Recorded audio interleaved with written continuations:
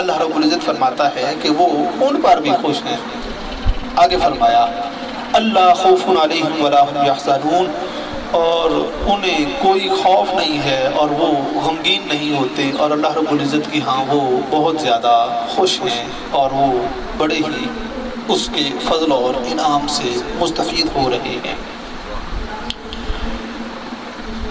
نبی مکرم صلی اللہ علیہ وآلہ وسلم کا ارشاد گرامی ہے کہ جب بندہ مومن شہید کر دیا جاتا ہے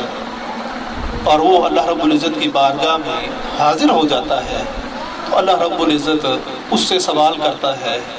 کہ مانگ کیا چاہتا ہے، تجھے کس چیز کی ضرورت ہے۔ آگے سے جواباً وہ بندہ عرض کرتا ہے کہ باری تعالیٰ، میں تیرے راہ میں تیرے دین کی سربلندی کے لیے اپنی جان کا نذرانہ پیش کر کے تیری بارگاہ میں حاضر ہوا ہوں۔ میں یہ چاہتا ہوں کہ مجھے 10 مرتبہ اسی طرح سے زندگی دے اور بار بار میں اسی طرح سے کٹ کے تیری بارگاہ میں حاضر ہوتا رہوں۔ اس پہ تائید اللہ رب العزت کا یہ فرمان کہ وہ میری نعمتوں پہ، میری نوازشات پہ بہت زیادہ خوش ہیں۔ دوسری جانب ایک انسان ہے، وہ ظاہری طور پہ تکلیف دیکھ رہا ہے، ابتلا دیکھ رہا ہے، وہ آزمائش دیکھ رہا ہے، اور دوسری جانب وہ ہے کہ جو اس ابتلا سے، اس تکلیف سے گزر رہا ہے وہ خوش ہو رہا ہے، جو صرف ابتلا اور تکلیف دیکھ رہا ہے وہ اس سے ڈر رہا ہے۔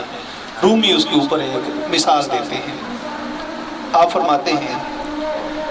کہ یہ وجود ایک پنجرے کی مانند ہے، اس میں جو روح ہے وہ ایک پرندے کی مانند ہے، کہ جس طرح سے ایک پرندے کو پنجرے میں قید کر دیا جاتا ہے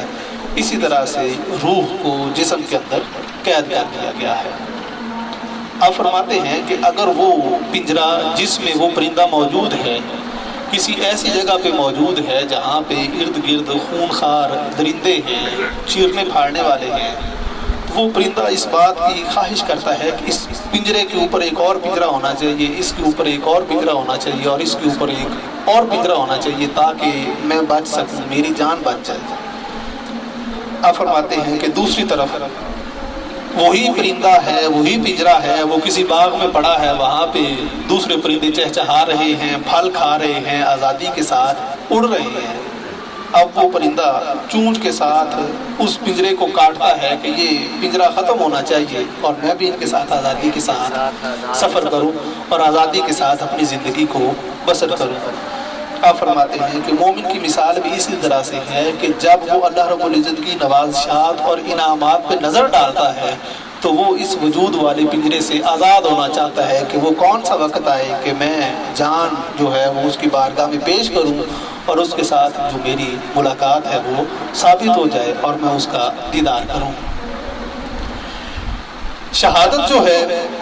یہ انعام خداوندی ہے اور اللہ رب العزت کا انعام ہے، اور نبی مکرم صلی اللہ علیہ وآلہ وسلم نے بھی شہادت کا جو مرتبہ ہے اس کو حاصل کرنے کی خواہش کا اظہار فرمایا کہ ہماری یہ خواہش ہے کہ ہمیں شہادت کا رتبہ ملے، جبکہ وہ امام الانبیاء ہیں، اللہ رب العزت نے انہیں تمام انبیاء کا سردار بنایا ہے، لیکن اس کے باوجود انہوں نے اس کو پسند فرمایا۔ اللہ رب العزت نے آگے انہی کا ذکر فرماتے ہوئے ارشاد فرمایا، بسم اللہ الرحمن الرحیم، یستبشرون بنعمت من اللہ، وہ اللہ کی نعمت پر خوش ہو رہے ہیں، وفضل، اور فضل پر،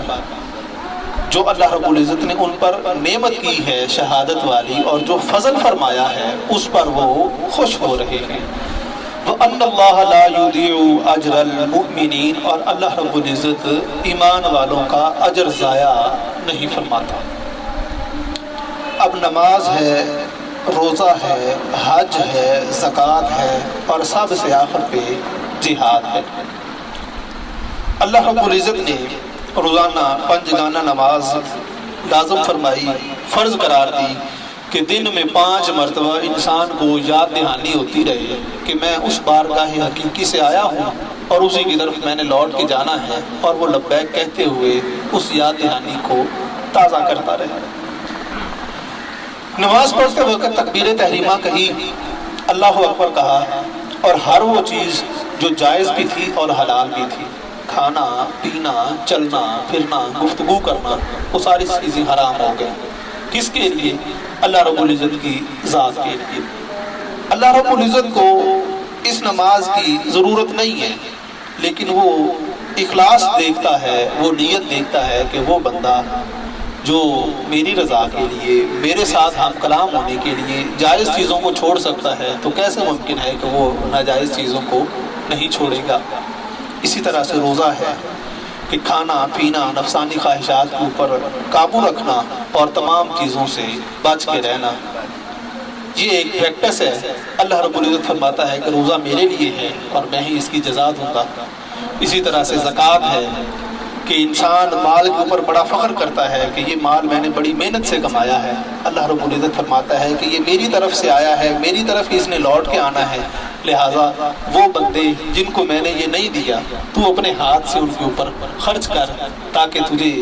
اس بات کا ادراک ہو کہ سخاوت اسے کہتے ہیں۔ اللہ رب العزت ایسے عنایت فرماتا ہے، اور میرے اوپر اس نے اسی طرح سے عنایت فرمائی ہے اور میری جھولی میں یہ رزق ڈالا ہے۔ جہاد جو ہے یہ سب سے آخری مرحلہ ہے کہ تو ساری چیزیں چھوڑ سکتا ہے، لیکن ایک وقت ایسا بھی آتا ہے زندگی میں کہ جب ساری چیزیں تیرے سامنے ہوتی ہیں، ان کو چھوڑ کے اور بشمول اپنی جان کو میرے سامنے پیش کر کے میری بارگاہ کی حاضری جو ہے وہ چاہیے ہوتی ہے۔ اللہ رب العزت نے اس وجہ سے شہادت کے اندر بہت بلند مقام رکھا ہے کہ جہاں پہ مال دولت عزت آبرو رشتہ دار سب چیزیں الگ ہیں، اور سب سے پیاری جان ہے، اور جان بھی اللہ رب العزت کی ذات پہ جب قربان کرتا ہے تو وہ جو سرفرازی عطا فرماتا ہے، علامہ اقبال فرماتے ہیں کہ وہ صرف شہید ہی جانتا ہے، اس کے علاوہ کوئی دوسرا بندہ نہیں جان سکتا۔